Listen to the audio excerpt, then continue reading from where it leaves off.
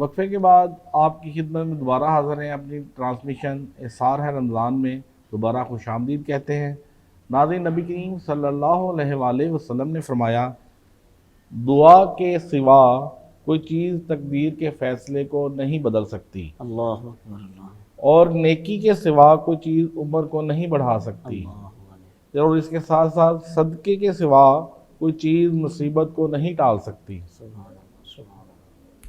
اور جس پہ زور دینا ہے، جس کے بارے میں اب میں نے سوال کرنے ہیں، وہ بھی ساتھ میں آپ کو ایڈ کر دیتا ہوں۔ نبی صلی اللہ علیہ وسلم کی حدیث مبارکہ میں یہ بھی لکھا ہے، زکوٰۃ کے سوا کوئی بھی چیز مال کو پاک نہیں کر سکتی۔ ناظرین، نبی کریم صلی اللہ علیہ وسلم کی احادیث کی روشنی میں زکوٰۃ کے بارے میں ہم سوال کریں گے اپنے علامہ مولانا ممتاز احمد ربانی صاحب سے کہ عشر اور زکوٰۃ میں کیا فرق ہے؟ جی چور صاحب، عشر اور زکوٰۃ میں فرق بنیادی طور پہ یہ ہے کہ عشر جو ہے اس کا تعلق ہے زرعی زمین کے ساتھ، عشر کا تعلق زرعی زمین کے ساتھ ہے، اور جو زکوٰۃ ہے اس کا تعلق ہے صاحب نصاب مسلمان کے ساتھ۔ اب ایک مسلمان جو صاحب نصاب ہے، نصاب یا تو اس کی نقدی کے اعتبار سے ہوتا ہے یا سونے اور چاندی کے اعتبار سے ہوتا ہے۔ ہمارے ہاں عمومی طور پہ یا دیگر جو اسلامی ممالک ہیں ان میں یکم رمضان المبارک کو زکوٰۃ کا نصاب طے کر دیا جاتا ہے، اور جو اسٹیٹ کا آفیشیل بینک ہوتا ہے جیسے اسٹیٹ بینک آف پاکستان ہے، اس کی طرف سے نصاب کو متعین کر کے اس کو سرکولیٹ کر دیا جاتا ہے،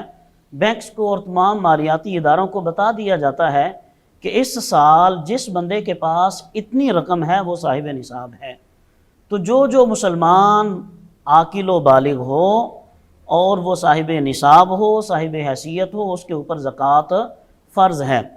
زکوٰۃ انسان کے مال میں سے 40واں حصہ ہوتی ہے، جس کو ہم 2.5% کہتے ہیں۔ 2.5% کے اعتبار سے یہ 40واں حصہ بنتی ہے۔ تو سال کے گزرنے کے بعد زکوٰۃ کو ادا کرنا لازم ہے۔ قرآن کریم میں بہت ساری جگہوں پہ جہاں پہ نماز کے احکامات اللہ تبارک و تعالیٰ نے ہمیں عطا فرمائے ہیں، اس کے ساتھ ساتھ زکوٰۃ کے احکامات بھی ہیں، اقیموا الصلاۃ وآتوا الزکاۃ، اور اسی طرح بہت سے آیات طیبات ہیں کہ جہاں پہ نماز کی فرضیت کا حکم ہے، اس کے ساتھ ہی زکوٰۃ کی فرضیت کا حکم ہے۔ زکوٰۃ اسلام کے ارکان میں سے بنیادی رکن ہے، اس کا انکار کرنے والا دائرہ اسلام سے نکل جاتا ہے، اور زکوٰۃ ادا نہ کرنے والا وہ گناہ گار ہوتا ہے۔ یعنی اگر کوئی خدا نخواستہ انکار اس طرح کرے کہ وہ کہتا ہے کہ میں نہیں مانتا یہ زکوٰۃ کیا ہوتی ہے، زکوٰۃ کا انکار بنیادی طور پہ کسی مسلمان کو دائرہ اسلام سے نکال دیتا ہے۔ اور جو مسلمان صاحب نصاب ہے اور اگر وہ اپنے مال سے زکوٰۃ نہیں دیتا، زکوٰۃ نہ دینا یہ گناہ ہے، فسق ہے، لیکن اس کی وجہ سے انسان دائرہ اسلام سے نکلتا نہیں ہے۔ عشر کے لیے عشر کہتے ہیں 10واں حصہ، جیسے میں نے عرض کیا زکوٰۃ 40واں حصہ ہے مال کا اور عشر ہے 10واں حصہ۔ یہ اس زمین میں سے، اس میں قرآن کریم کی آیت طیبہ وَآتُوا حَقَّهُ يَوْمَ حَصَادِهِ، جس دن آپ اپنی کھیتی یعنی فصل کو کاشت کرتے ہیں، اپنی زمینوں میں سے غلہ اٹھاتے ہیں، اس کو کاشت کرتے ہیں، اسی دن اس میں سے 10واں حصہ مصارف زکوٰۃ کو دینا آپ کے لیے لازم ہے۔ اور اگر زمین ایسی ہے کہ جو بارانی ہے، ہمارے ہاں بارانی زمین میں سے 10واں حصہ ہوتا ہے، اور جو زمین کے جسے نہری پانی لگتا ہے، ٹیوب ویل کا پانی لگتا ہے، اس کے اوپر اور اخراجات آتے ہیں، تو اس کے لیے نصف عشر ہے، یعنی اس میں سے 20واں حصہ ہے، اور بارانی زمین جو ہے اس کے اوپر سے 10واں حصہ ہے۔ یہ فرق ہے عشر اور زکوٰۃ میں۔ ناظرین کے ثانی کے لیے مصارف زکوٰۃ جو آپ نے لفظ استعمال کیا ہے اس کی زیادہ تشریح کر دی۔ اللہ تبارک و تعالیٰ نے قرآن کریم کی آیت طیبہ میں انما الصدقات للفقراء والمساکین والعاملین علیہا، یہ جو آیت مبارکہ ہے اس میں 8 مصارف کا اللہ تبارک و تعالیٰ نے تذکرہ فرمایا ہے، اور یہ وہ ہیں کہ جو اس کے انٹائٹلڈ ہیں، جو اس کے مستحق ہیں، جن کو آپ زکوٰۃ دے سکتے ہیں۔ ناظرین کرام، اگر آپ نے ان کے علاوہ کسی اور کو زکوٰۃ دی تو آپ کی زکوٰۃ ادا نہ ہوگی، آپ کے ذمہ واجب الادا ہوگی اور اس کو دوبارہ سے ادا کرنا پڑے گا۔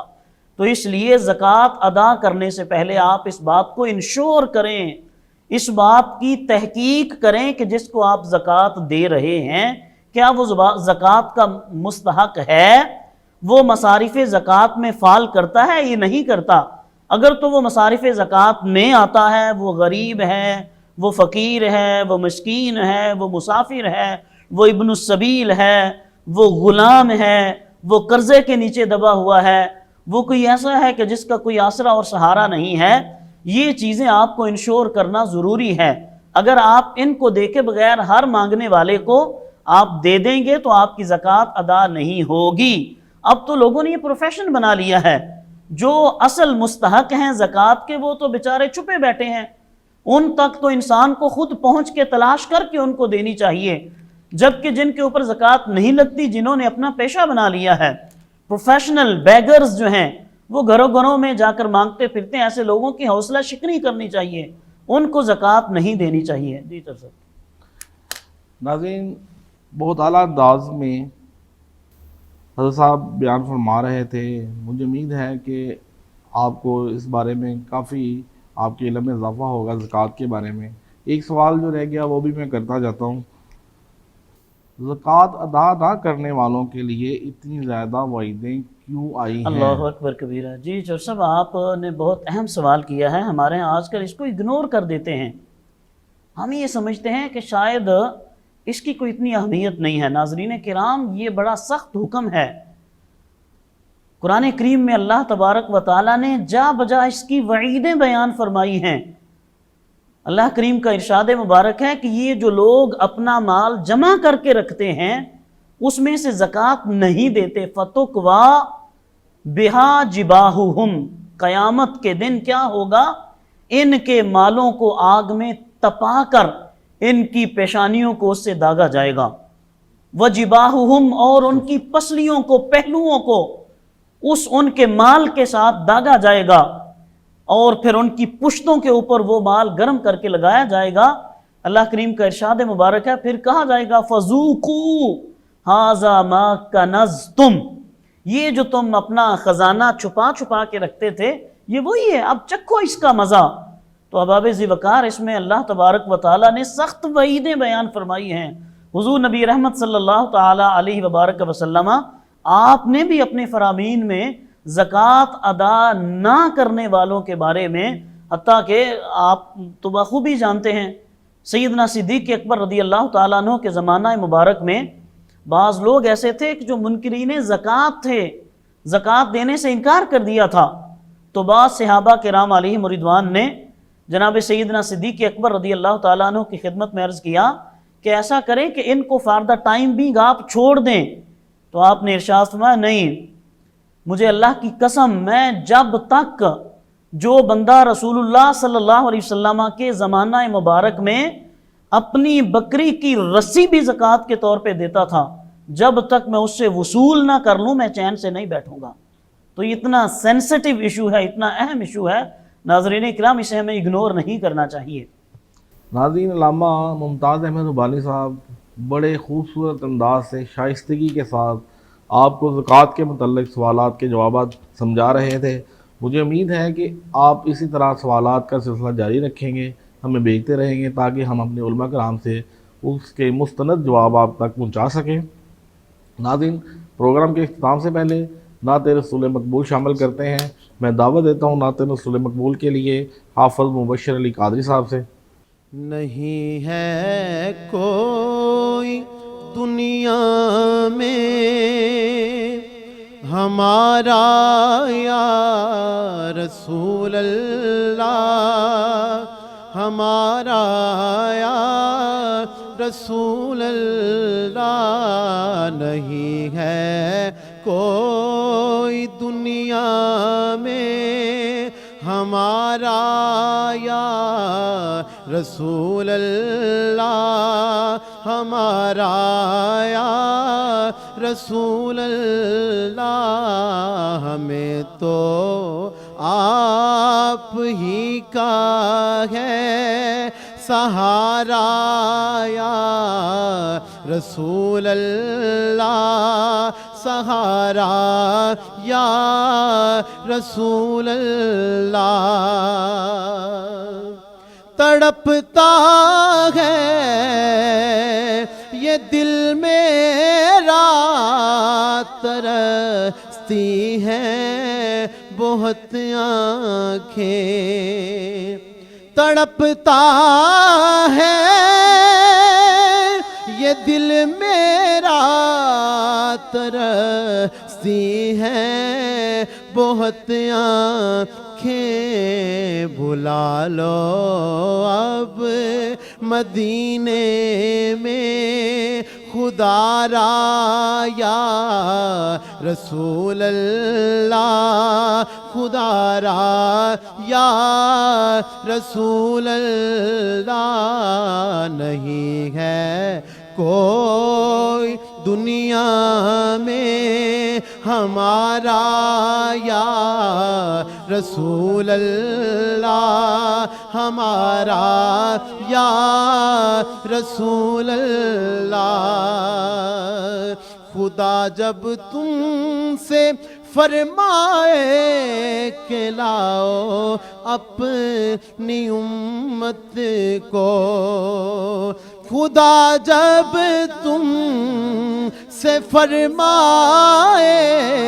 کہ لاؤ اپنی امت کو خدا جب تم سے فرمائے کہ لاؤ اپنی امت کو ہماری طرف بھی کرنا اشارہ یا رسول اللہ اشارہ یا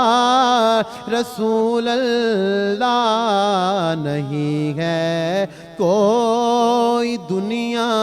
میں ہمارا یا رسول اللہ ہمارا یا رسول اللہ فقط اعمال کے بدلے نہ پائے گا کوئی جنت فقط اعمال کے بدلے نہ پائے گا کوئی جنت نہ ہوگا آپ کا جب تک اشارہ یا رسول اللہ اشارہ یا رسول اللہ نہ ہوگا آپ کا جب تک اشارہ یا رسول اللہ اشارہ یا رسول اللہ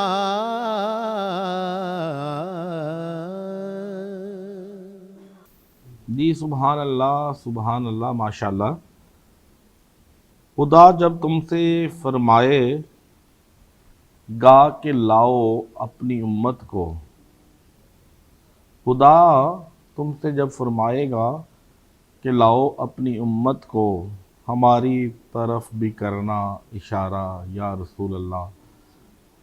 نہایت ادب سے اپنی حاضری لگوا رہے تھے ہمارے ثنا خان مصطفیٰ مبشر علی قادری صاحب ناظرین پروگرام کا وقت کمپلیٹ ہوتا ہے اختتام پر میں آپ سے گزارش کروں گا کہ ہمارے فیس بک پیج پہ یوٹیوب پہ سوالات ایسے ہی بھیجیں تاکہ ہم آپ کو اچھے اور مستند جواب لے کے دیں تاکہ آپ کی زندگی میں وہ فائدہ ہو فی امان اللہ